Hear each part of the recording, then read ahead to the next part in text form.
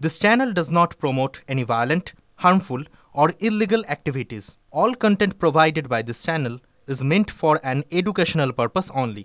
এই সময় এই ভোটের মুখে শুভেন্দু অধিকারী তার খাস তালুকে তৃণমূল কংগ্রেস সংকটে। কেন বলছি এ কথা?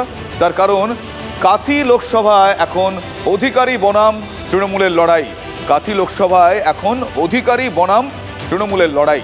শাসক দলের হাতছাড়া হয়ে গিয়েছে খেজুরি। হাঁসপুলের মাটি আলগা করতে কূটনৈতিক চাল আধিকারিকদের। দক্ষতার জেরেই কি খেজুরি পঞ্চায়েত সমিতি পুনরায় উদ্ধার? এ প্রশ্নের উত্তর আসুন একটু খুঁজি। ভোটের মাঝে তৃণমূলের হাতছাড়া খেজুরি। দলবদলু পঞ্চায়েত সমিতির সভাপতি আচমকা তৃণমূল ছেড়ে বিজেপিতে ফিরে যাওয়ায় শাসক দলের হাতছাড়া খেজুরির দুই সমিতি। এর আগে সমিতির বোর্ড গঠনের মুহূর্তে তৃণমূলে যোগ দিয়ে সভাপতি পদে বসেছিলেন বিজেপির টিকিটে জয়ী উদয়শঙ্কর মাইতি। সেই উদয়শঙ্করই লোকসভা নির্বাচনের মুখে পুনরায় দল বদলে নিজের পুরনো শিবিরে ফিরে গেলেন। 15 আসনের খেজুরির দুই পঞ্চায়েত সমিতির বিজেপির সংখ্যা দাঁড়ালো 8 আর তৃণমূলের 7, যার ফলে পঞ্চায়েত সমিতি হাতছাড়া তৃণমূলের। অধিকারীর খাস তালুক কাথি নিজেদের দখলে রাখতে মরিয়া পদ্মশিবী। কাথি লোকসভায় 7টি বিধানসভা, উত্তর কাথি, দক্ষিণ কাথি, ভগবানপুর, খেজুরি বিজেপির দখলে রয়েছে। চণ্ডীপুর, পটাশপুর, রামনগর রয়েছে ঘাসফুলের কবজা। তৃণমূলের জয়ী আসনগুলোতে ভাঙন ধরানোই মূল লক্ষ্য বিজেপি। কাথি জেলা সংখ্যালঘু ভোট টানতে মরিয়া তৃণমূল, পাল্টা চাপ দিতে তৈরি পদ্ম শিবিরও।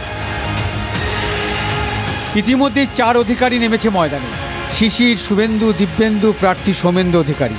কাথি নিজেদের দখলে রাখতে মরিয়া অধিকারী শিবির। যদিও ভোটের মুখে দল বদলকে গুরুত্ব দিতে নারাজ রাজ্যের মন্ত্রী অখিল গিরি। বিজেপিতে ছিল, তৃণমূলে এসেছিল, তৃণমূল থেকে চলে গেছে। এটাতে আমাদের ভোটের মুখে চলে গেছে বলেই যে দল বিব্রত হবে তেমন কোনো কারণ নেই। আমাদের দল এত বড় আকারের দল, যে দলকে মহাসমুদ্র বলা হয় পশ্চিমবঙ্গের, তো তাতে এখানে 2-4 জন, কেউ 5 জন 10 জন চলে গেলে আমাদের দলে কোনো ক্ষতি হবে না, তাতে আমাদের ভোটের উপরে কোনো প্রভাব পড়বে না। কিন্তু জেলা বিজেপি নেতৃত্বের বক্তব্যে রয়েছে চ্যালেঞ্জের সুর। শুভেন্দু অধিকারী যদি জীবনপণ লড়াই না করতেন, ওনার কোনোদিন মুখ্যমন্ত্রী হওয়া হতো না। পালাবদল আবারও পূর্ব মেদিনীপুর এই রাজ্যে পালাবদলের পথ দেখাবে। দুই ফুলের টক্করে কাথি লোকসভা কেন্দ্রে বাড়ছে ভোটের উত্তাপ। কাথি থেকে কনিষ্ক মাইতির রিপোর্ট, TV9 বাংলা। অন্যদিকে আবার রাজভবনে শ্লীলতাহানির অভিযোগের যে ভিডিও, সেই ভিডিও বিতর্কে এবার বিস্ফোরক স্বয়ং মুখ্যমন্ত্রী। রাজ্যপালের ইস্তফা চেয়ে তীব্র আক্রমণ করলেন তিনি। ডাকলেও আর রাজভবনে যাবেন না, এমনটাই জানালেন আজকে মমতা বন্দ্যোপাধ্যায়। সপ্তগ্রামে নির্বাচনী সভা, সে নির্বাচনী সভা থেকে মমতা বন্দ্যোপাধ্যায় কি বললেন? দরকার হলে তিনি রাস্তায় দেখা করবেন। হ্যাঁ, দরকার হলে রাজ্যপালের সঙ্গে তিনি রাস্তায় দেখা করবেন। সম্প্রতি রাজ্যপালের বিরুদ্ধে যে শ্লীলতাহানির অভিযোগ এনেছেন রাজভবনের এক মহিলা কর্মী, সেই প্রসঙ্গে তার এই বক্তব্য।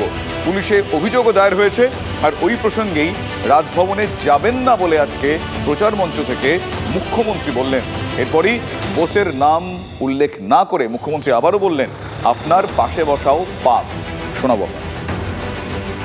কীর্তি কেলেঙ্কারির পর কেলেঙ্কারি। বাবারে, আমাকে এখন রাজভবনে ডাকলে আমি আর যাব না। রাজভবনে আমি আর যাচ্ছি না ভাই। আমাকে রাস্তায় ডাকলে যাব। রাজ্যপালের কথা বলতে হলে আমাকে রাস্তায় ডাকবেন, আমি রাস্তায় গিয়ে দেখা করে আসব। কিন্তু যা কীর্তি কেলেঙ্কারি শুনছি, আপনার পাশে বসাটাও পাপ। তৃণমূল সুপ্রিমোর কথা শুনলেন না? তৃণমূল সুপ্রিমো একা নন, দলের নাম্বার 2ও কিন্তু রাজ্যপালের বিরুদ্ধে এক প্রকার তেড়ে ফুড়ে আক্রমণে নেমেছেন। রীতিমতো চ্যালেঞ্জের সুর শোনা গেল তার কণ্ঠে। তৃণমূল কংগ্রেসের নাম্বার 2, শুনুন। উনারে তো ভয় কেন? এই যে সিসিটিভি ফুটেজ উনি কালকে দেখিয়েছেন নাটকের মতো, যে অভিযোগ করেছে, অভিযোগকারিনীকে আরও অসম্মানিত করেছেন। একটা মহিলার উপর শ্লীলতাহানি করে সে কাঁদতে কাঁদতে গেট থেকে বেরিয়ে পুলিশের আউটপোস্টে যাচ্ছে কমপ্লেন করতে, সেটা আপনি জনসমক্ষে দেখাচ্ছেন। আপনি করিডোরের ভিডিও দেখান না, আপনার যদি ক্ষমতা থাকে আপনি রিলিজ করুন। এ তো নাটক, নাটক ছাড়া কিচ্ছু নয়। আর উনি বলেছেন তৃণমূলের লোকেদের রাজভবনে ঢুকতে দেবো না। আরে বাংলার কেউ আপনার রাজভবনে যাবেন না যতদিন আপনি এই পদে আছেন। আপনি রাজ্যপাল পদটার কলঙ্ক। অনেক রাজ্যপাল আমরা দেখেছি, বাংলা বিরোধী দেখেছি, সব দেখেছি।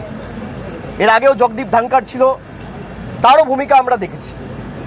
কিন্তু এত নিচে একটা মানুষ নামতে পারে যে মেয়ের বয়সী একটা মেয়েকে শ্লীলতাহানি করছে চাকরি দেওয়ার নাম করে।